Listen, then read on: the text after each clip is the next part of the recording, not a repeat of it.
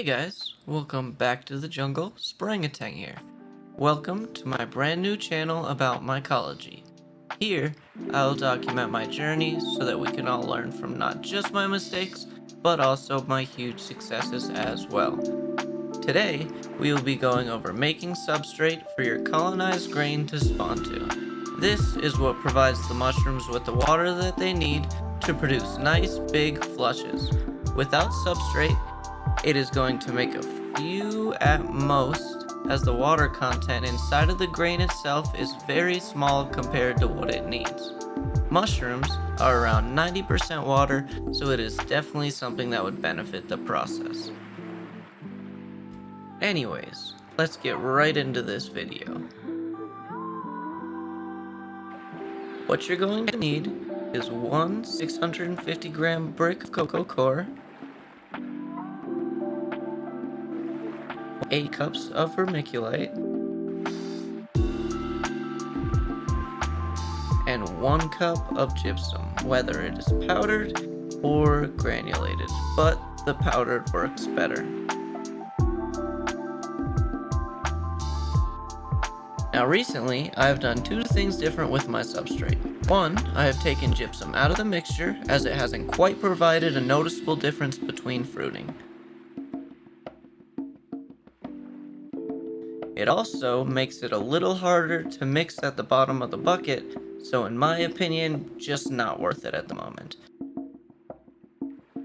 And 2, I have currently stopped running vermiculite as it got a little hard to find at local stores at this time.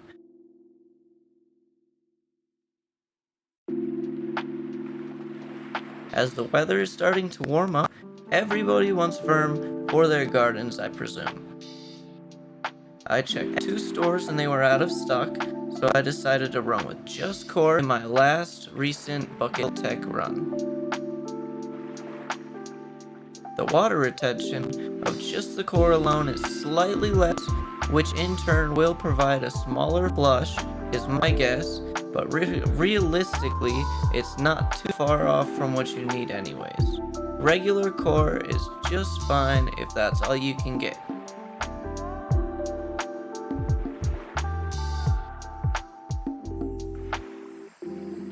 If you do run just coir, make sure that you change the amount of water added, as there isn't any verm to soak it all up. Another thing I would like to mention, I am also doing a video on amendments with substrate as well, just so we can see the benefits and the disadvantages as well, so we can really compare and contrast and see what works along with what doesn't work as well.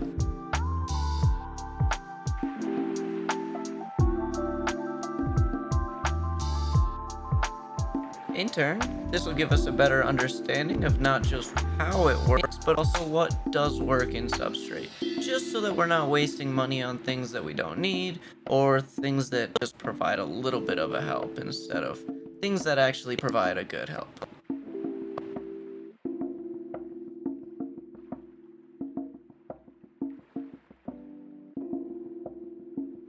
And now we're going to add the boiling water. If you set it on high with the timer set for 10 minutes, you'll get it right on most of the time. I added 4.5 quarts as the recipe said, but my CVG was way too overhydrated. I ran 4 quarts of water the next time, and it was almost right on the dot. So if you plan to use CVG, make sure just to run around 4 quarts.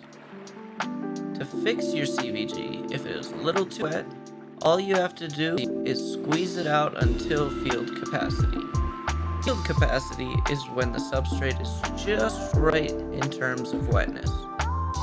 Now, once you're done fighting with your lid, cover it with a blanket or jacket or whatever you have lying around the house to keep it warm for 8 hours. I just did overnight. And we'll take a quick look into my incubation tent as I have a few things going on at the moment.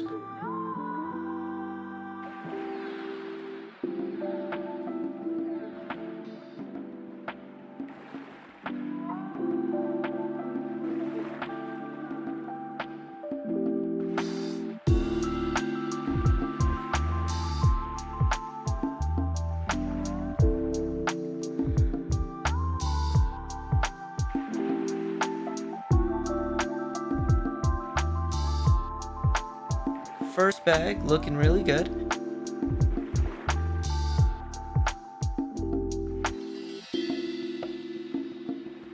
Next, we have this bag, and I'm pretty sure it's stalled out.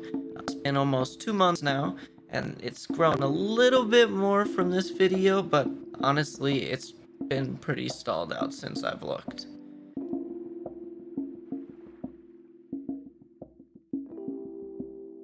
And finally, we have our last bag looking really nice, and I also did recent break and shake on this, and it's growing back really well.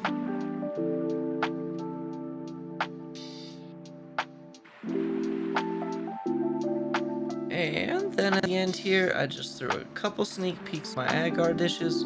This is how I usually keep them in the bin, stacked up and upside down, inside of that 12-quart light, inside of my grow tent. So lots of layers of protection just to keep everything contamination free.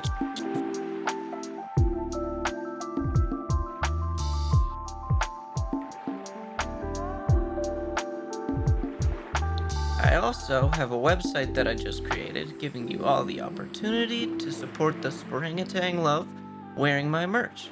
Doing so helps me in turning this into my full-scale job. We have some really nice hats, shirts, hoodies, and even face masks so you can show your mushrooms you support me while doing your mycology work. I have a Discord server. It's just about finished up as well, so that we can all create a great community behind these amazing things, along with doing giveaways, group grows, and trading genetics as well.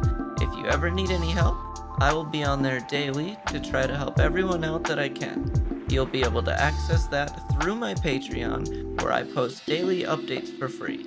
Only paid content to view is the fruiting content. Alright guys, that's enough for me right now. Make sure to drop a comment so that we can start doing a comment of the day at the beginning of my videos. Let me know what you would like to see or any problems you're having, or just let me know how your day goes. Have a great day everybody, peace out.